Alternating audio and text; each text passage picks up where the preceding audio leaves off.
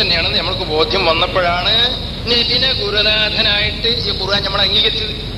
അതുകൊണ്ട് അതിനെപ്പറ്റി ചർച്ച ചെയ്യണമെന്നാ. ചേകനൂരിന് 2 കണ്ണുണ്ടോ ഇല്ലയെന്ന് ചർച്ച ചെയ്യണം എന്ന് പറഞ്ഞപ്പോ എന്ത് ചെയ്യും? ഈ ജാതി വിഷയട്ടപ്പോ എന്ത് ചെയ്യും? അപ്പൊ നബി ഗുരുനാഥനാണെന്നുള്ളത് ഇവിടെ തർക്കമില്ല. നബിന്റേതാണെന്ന് ഉറപ്പായി കിട്ടിയ ഒരൊറ്റ ഹദീസും തള്ളാൻ പാടില്ല. അത് ഇസ്ലാമിന്റെ 2ാം പ്രമാണമായിട്ട് അംഗീകരിക്കണമെന്ന് നിർത്തും. വളരെ വ്യക്തമായി ലളിതമായ ഭാഷയിൽ ഈ ബുക്കിൽ ഞാൻ എഴുതി പ്രസിദ്ധീകരിച്ചതാണ്. നബിയുടേതാണെന്ന് ഉറപ്പായ ഒരൊറ്റ ഹദീസും തള്ളിക്കളയാൻ പാടില്ല. എന്നാ പിന്നെ 1ാം പ്രമാണം ആക്കൂല. 1ാം പ്രമാണം ഖുർആൻ, 2ാം പ്രമാണം നബിയുടെ ഹദീസ്. പക്ഷെ നബിയുടെ ഹദീസാവണം. നബിയുടേതാണെന്ന് പറഞ്ഞിട്ട് ലോകത്ത് 10,000 ഹദീസ് ഉണ്ടെങ്കിൽ ഒരൊറ്റ ഒന്നും നമ്മൾ സ്വീകരിക്കൂല. ഇതാണ് ഈ ഗ്രന്ഥത്തിലൂടെ പ്രഖ്യാപിച്ച സിദ്ധാന്തത. ഇതൊക്കെ വായിച്ചിരിക്കുന്ന ആള് പറയാണ് നബിയുടെ ഹദീസ് സ്വീകരിക്കൂല എന്ന് പറഞ്ഞിരിക്കണം, നബിനെ ഗുരുനാഥനായിട്ട് അംഗീകരിക്കൂല എന്ന് പറഞ്ഞിരിക്കണം. വെറുതെ നുണ പറയാ. എന്നിട്ട് അതിനെപ്പറ്റി അത് ചർച്ച ചെയ്യാൻ അങ്ങോട്ട് വരുമോ? മൂപ്പര് പറഞ്ഞത് എന്താ? ഇവരോടൊക്കെ കോഴിക്കോട്ടേക്ക് അങ്ങോട്ട് ചെല്ലാൻ. അത് മൂപ്പരെടുത്തുക്കുമല്ല, അവിടെ എൻ്റെ ഒരു സുഹൃത്താണ്, നല്ലൊരു മാന്യനാണ്. മെമ്പർ മൗര്യനെ തലാക്കിയിട്ടിരിക്കണം. തലാക്കെല്ലാം കാരണം ഈ നുണ നോട്ടീസും കള്ള നോട്ടീസും കൂടി കണ്ട് മടുത്തിട്ട് 10-20 കത്ത് അവിടെ കിടക്കുന്നുണ്ട്. മൂപ്പരെ കത്തേ വായിക്കലില്ല. അപ്പൊ എന്ത് ഒരു ജാതി കത്താണ്, കത്തൊക്കെ വായിച്ചാൽ മനസ്സിലാവും. അപ്പൊ മൂപ്പരെ തലാക്കില്ല ആളാ.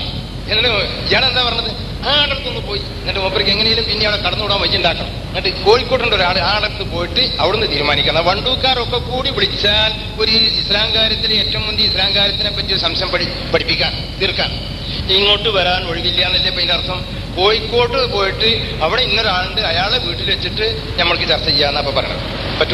പറ്റാതെ അവിടെ കോഴിക്കോട്ടുകാർക്ക് വേണ്ടിയിട്ട് അവിടെ നടത്തിക്കോട്ടെ.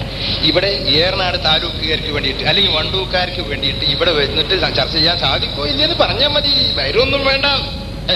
നമ്മളിപ്പോ ഈ പണിയൊക്കെ വൃതായില്ലേ എന്ന് വിചാരിക്കും ചില ആൾക്കാർ. നമ്മളെ കമ്മിറ്റിയിലുള്ള ചില ആൾക്കാർക്ക് തന്നെ അപ്പൊ നമ്മൾ ചെയ്ത് ഒന്നും ഒരു ഫലം ഉണ്ടായില്ല, ഒന്നും ഫലപ്പെട്ടില്ല. ഒരൊറ്റ കുട്ടിനെ കിട്ടിയില്ല.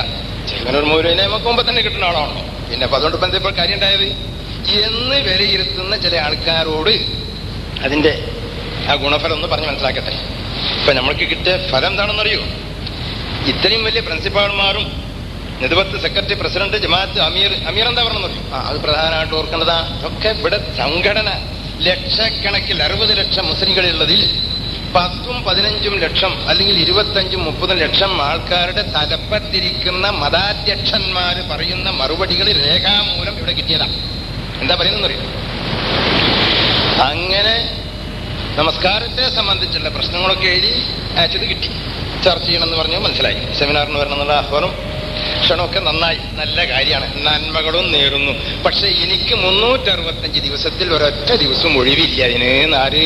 സിദ്ദീഖ് ഹസൻ സാഹിബ്, KA സിദ്ദീഖ് ഹസൻ സാഹിബ്. 365 ദിവസത്തിൽ ഒരു 365 മൂപ്പര എഴുതിയല്ല. ഇനിയിപ്പോ അതിനുണ്ടോ 365 ചോദിക്കണ്ട. തീരെ മരിക്കുന്നത് വരെ ഒഴിവില്ല എന്ന് പറഞ്ഞാൽ കഴിഞ്ഞില്ലേ? പിന്നെ 365 ഉള്ളൂ. മൂപ്പർക്ക് ഈ ലോകത്തുനിന്ന് അങ്ങനത്തെ ഒരു ചർച്ചയ്ക്ക് ഒഴിവില്ല. അതുകൊണ്ട് നന്മകൾ നേരുന്നു. നന്മയോടൊപ്പം ഉണ്ടായത് ആപത്തല്ലേ? ഇതൊക്കെ കൂടി ഏറ്റെടുത്ത് നടത്തേണ്ട ആൾക്കാരെ ഞങ്ങൾക്ക് ഒഴിവില്ല എന്ന് വണ്ടൂക്കാരോട് പറഞ്ഞാൽ ഇപ്പൊ നന്മ, പിന്നെന്ത് നന്മ? ആകെ തിന്മയിലായിപ്പോ.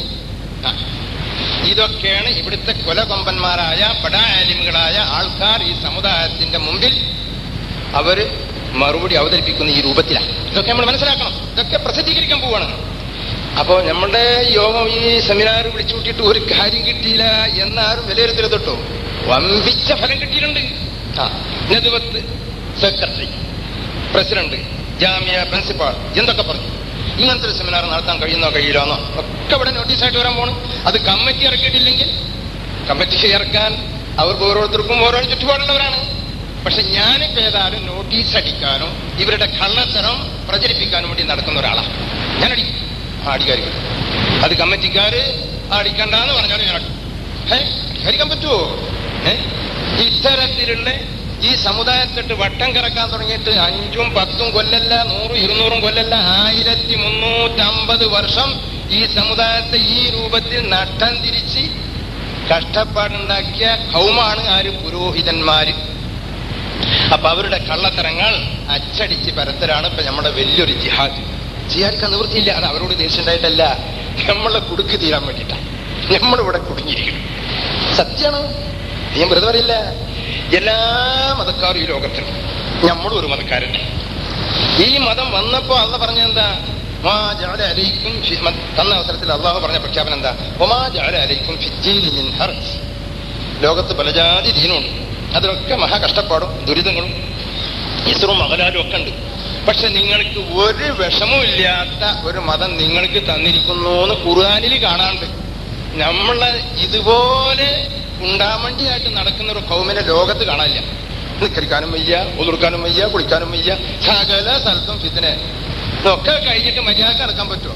ചന്തി ഇറുക്കി പിടിച്ച് നടക്കണം നിസ്കരിക്കാൻ പോകും. 1350 കൊല്ലായി ഈ പണി തുടങ്ങിയിട്ട്.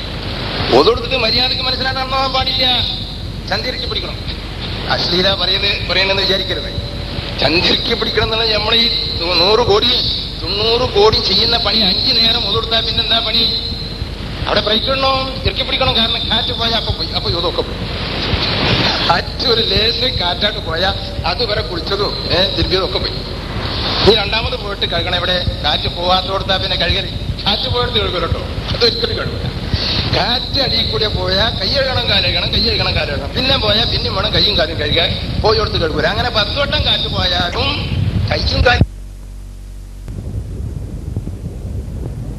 പുരോഹിതനാൽ ഈ സമുദായം കെട്ടിപ്പേറേണ്ടി വന്ന ഒരു മഹാ ഇസ്രാണത്. ഇങ്ങനത്തെ ഇടങ്ങറിൽപ്പെട്ട ഒരു കൗമി ലോകത്ത് നിങ്ങൾ ആരെയും കണ്ടിട്ടുണ്ടോ? കണ്ടിട്ടില്ല. നമ്മളാരും കണ്ടിട്ടില്ല. എന്ന് അതൊക്കെ കഴിഞ്ഞിട്ട് നിസ്കരിക്കാൻ പോയാലോ, നിസ്കരിക്കാൻ തുടങ്ങിയാലോ പിന്നെ വല്ല ഒഴിവുണ്ടോ? പള്ളിയിൽ ഇങ്ങനെ കയറി ഇറങ്ങിയല്ലേ, വേറെ ഒരു പണി. വാപ്പിയൊക്കെ സമ്പാദിച്ചു വെച്ച വല്ല സ്വത്തുണ്ടെങ്കിൽ അതുകൊണ്ട് വീട്ടിലേത് ഉണ്ടാക്കാൻ ആളുണ്ടെങ്കിൽ ആ ചോറും ചാറും ചായയും പലഹാരമൊക്കെ ഇങ്ങനെ ഉണ്ടാക്കി വെച്ചോളാം. പള്ളിയിൽ നിന്ന് ഇങ്ങനെ ഇറങ്ങി വരുമ്പോൾ 2.5 മണിക്കൂർ ഇതാ പണി. പള്ളി പോവുക, ഇറങ്ങി വരാ, തിന്ന പോവുക, ചാടിക്കുക, തിന്ന പോവുക. ഇങ്ങനെ രാത്രി ഇന്ന ഒരു 10, 8 മണി 9 മണിയോട് കൂടി സംസ്കാരം കഴിഞ്ഞ് വന്ന് കിടന്ന് ഉറങ്ങാൻ സമ്മതിക്കുക. 10 മണിക്ക് അള്ള ആകാശത്ത് ഇറങ്ങി വരും. അപ്പം മുതൽക്ക് തഹജ്ജുദ് നിസ്കാരം വേണം. ബുഹാരി മുസ്ലിമാ. ഇങ്ങനത്തെ ഒരു കൗമി ലോകത്തുണ്ടാവും. കിടന്നുറങ്ങാനും സമ്മതിക്കൂല. പകലോ 5 നേരമായിട്ട് അങ്ങനെ പോയി. ഒരു പണിക്കും പോകാൻ പറ്റില്ല, ഒരു മീറ്റിംഗും നടത്താൻ പറ്റില്ല, ഒരു പഠിപ്പും പഠിപ്പിക്കാൻ കഴിയില്ല, ഒരു ഗവേഷണത്തിനും കഴിയില്ല.